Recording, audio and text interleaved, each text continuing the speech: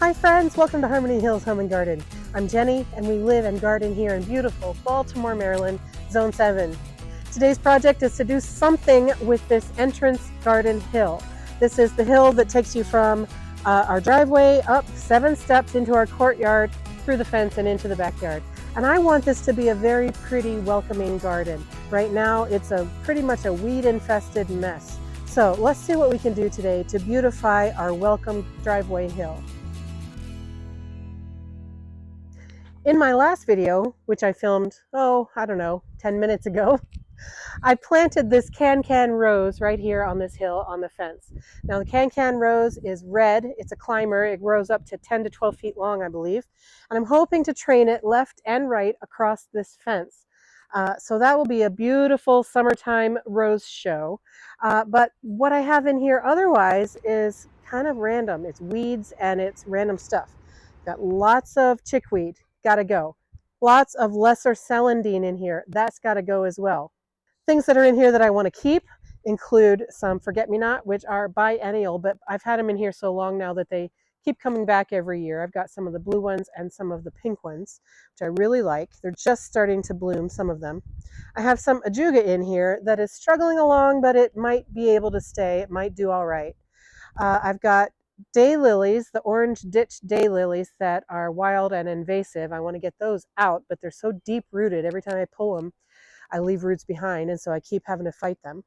I also have some spring flowering bulbs in here, like wood hyacinths and some bluebells and some other things. So I want to keep the bulbs.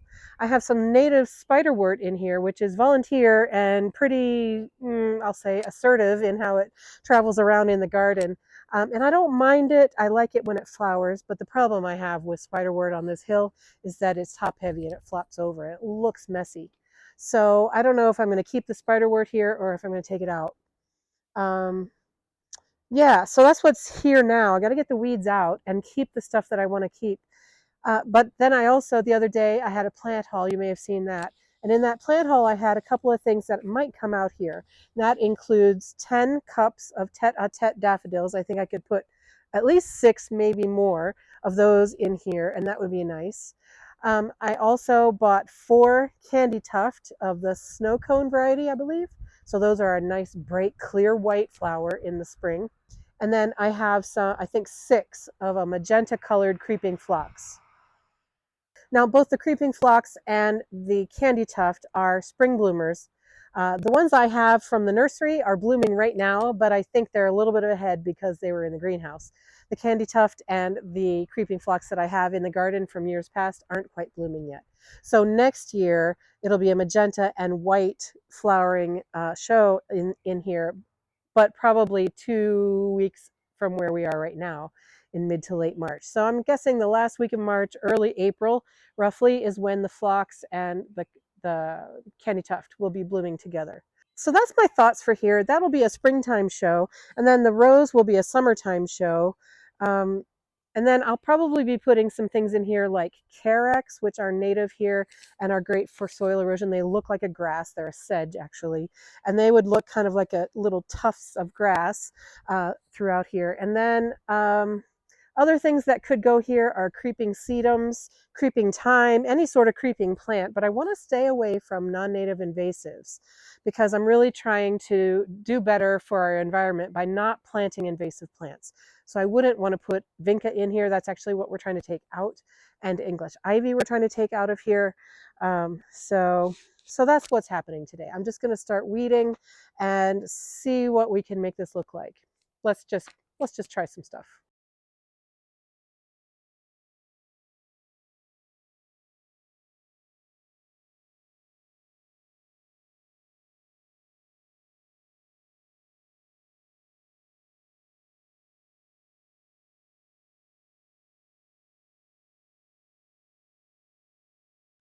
I'm just going to place these plants in here and see if I can come up with a pleasing arrangement. Now, these candy tuft, right now they're small, but they will get to be 12 to 15 inches wide each. So I think I'm going to, let's see, put one here.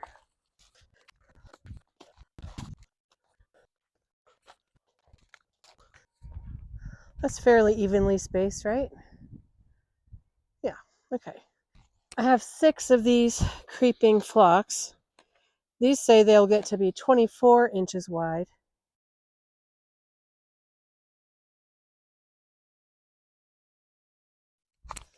I hadn't planned to go that way much past this rose, so maybe...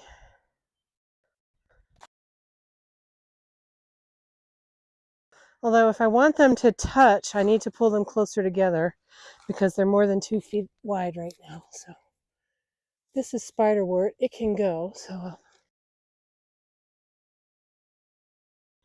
now we have a little clump of pink right around the rose. They should grow in to touch each other. And then the candy tuft will be down in front of it. Yeah, okay, that's what I'm going to do. It's not symmetric, but I think it's okay. And that leaves me for something more specimen, something more dramatic up in here. Some sort of dry slope loving shrub. Be nice to have a shrub there, don't you think? Yeah. Okay.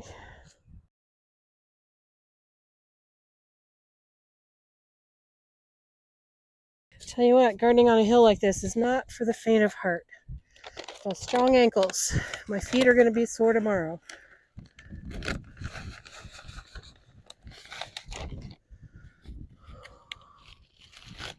Oh, these are so dry. I should really water them all before I plant them.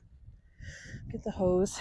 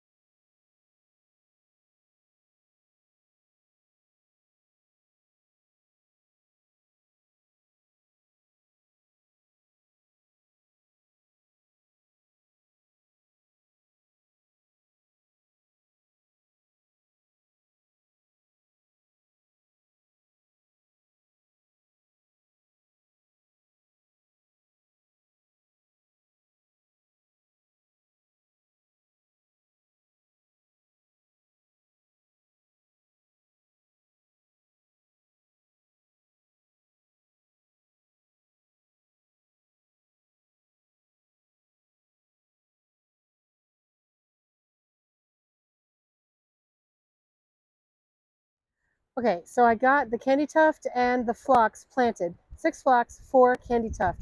I tried to save as many forget-me-nots as I could. I tried to get rid of weeds, including lesser celandine. I did take out some spiderwort, and I ended up having to take out some forget-me-nots as well. So let's see if we can get a closer look at the garden. I'm sorry that the sun is so bright; it's hard to tell. But there's 1 phlox up there, 1 here, 1 here, here, here, and here. So I have 6 of them in there. I'm thinking if I stand in front of the rose bush, I think I have 2 here, 2 here, 1 in the center. I think I need 3 more. So I can have 4 on this side, 4 on this side, and 1 in the center. And then the candy tuft, I'm thinking I'm going to go back and get some more and put at least 1 more, maybe 2 more over here, and then 1 or 2 more over here as well. I'm hopeful that my Lowe's will still have these plants. I bought these last week, but I don't know that many people have been out buying plants yet. I don't know. So I think I'm going to hop over there today or tomorrow and see if I can find probably 3 more candy tuft and 3 more of the phlox. Now I still have the 10 daffodils that I didn't put in there yet. I'm not sure if I'm going to. I might not. I don't know. Now up there, I do have daffodils, but I don't have any down here. That means maybe I should put some here. But they won't be the kind that are up there. Those are different kinds up there. I don't know. What do you guys think? Should I put the daffodils? I probably should. I probably should put the daffodils in there. But I'm not going to do it today because the wind has kicked up. It is really brisk and cold now, and the joy of gardening in the spring sun has been overtaken by the misery of gardening in the spring wind. So I'm going to come back out tomorrow or the next day, depending on the weather, and finish up putting the daffodils somewhere, either here or inside in the patio area. I'm not sure. So I think this driveway hill garden is potentially coming together. I need to think of something to put in this corner. Probably, I'm hoping that there's an evergreen shrub that I can put there that can take really hot, blazing midday sun, but then mostly shade the rest of the time. I don't know if that unicorn exists. Maybe a boxwood? Maybe a boxwood. I don't know. I don't know if boxwood's the answer for right there. But anyway, I need some sort of shrub there. And then I'm hoping to add more things to hold up this hill and get some ground cover going here. So if you have thoughts on what I should consider, please let me know. I'm not wanting anything non-native invasive, and I prefer to have Maryland natives in there as ground covers, but there aren't many to choose from, so not sure how that will go. Okay, so it's the next day, and as I look at this more, it is bugging me that the rose is there and then the plants are not symmetric around the rose. If I had a full-on plan for what I was going to do with the rest of the garden, I might be able to feel better about it not being symmetric, because then if I had a plan, I could make my plan just be not symmetric. But as it is now, it feels off balance and incomplete to me. So I went and I got 2 more of the candy tuft and 3 more of the phlox, and I'm going to get these into this garden so that hopefully I'll feel a little less unbalanced around this rose bush.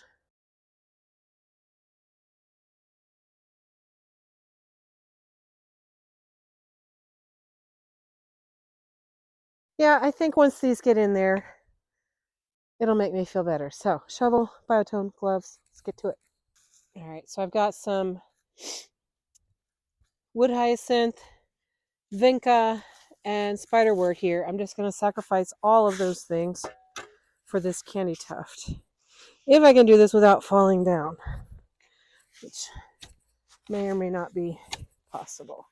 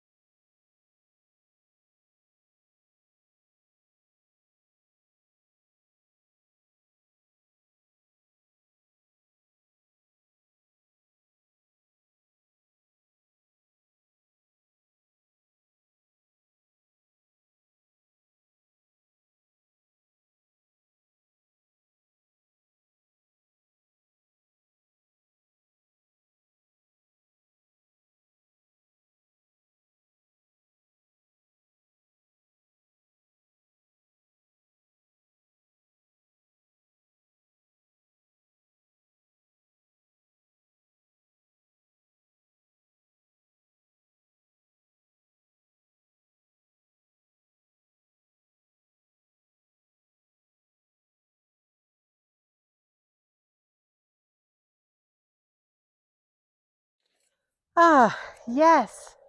Okay, I think that looks so much better with the symmetry of the phlox around the rose bush.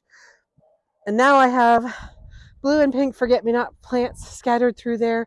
They look like weeds, but when they're flowering, they're very pretty. I also have a juga down on the lower. Over here, I've got a lot of bluebells and wood hyacinth. And then the candy tuft goes across the front border of the rocks. So I'm thinking that this is an improvement on what it looked like when I started yesterday.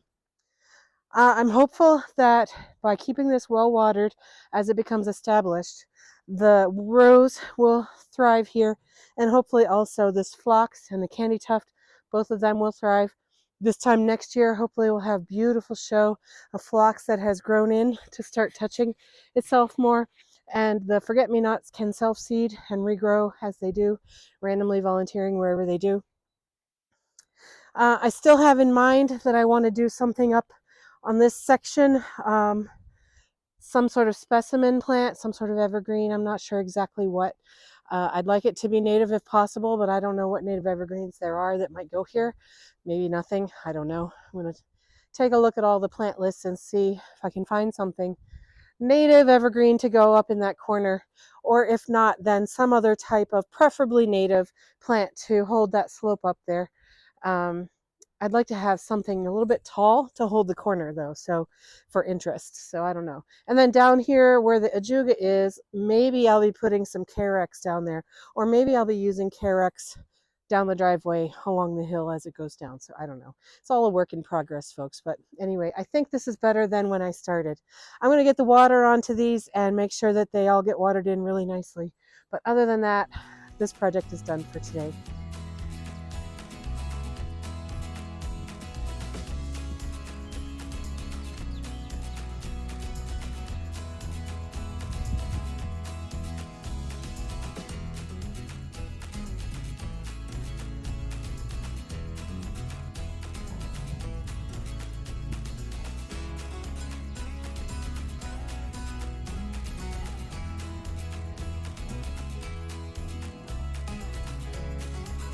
Thank you so much for following along. If you have any ideas for me for this corner, let me know. And otherwise, I hope you're having a wonderful day wherever you are, and I hope I'll see you again real soon, friends. Take care. Bye-bye.